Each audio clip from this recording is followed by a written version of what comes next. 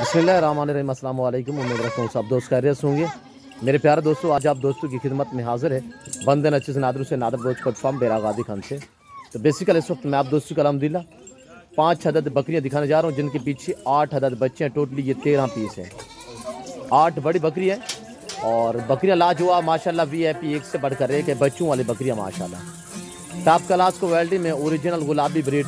अल्लाह पाक ने ऐसी नायाब नस्ल से पाकिस्तान को नवाजा है। मेरे दोस्तों VIP हैं और बेहतरीन माशाल्लाह एक्टिव हैं। 8 बच्चे और 5 अदद बकरियाँ, टोटली ये 13 पीस हैं। जिस दोस्त को ये पूरा लाट चाहिए प्राइस में मेंशन कर देता हूँ।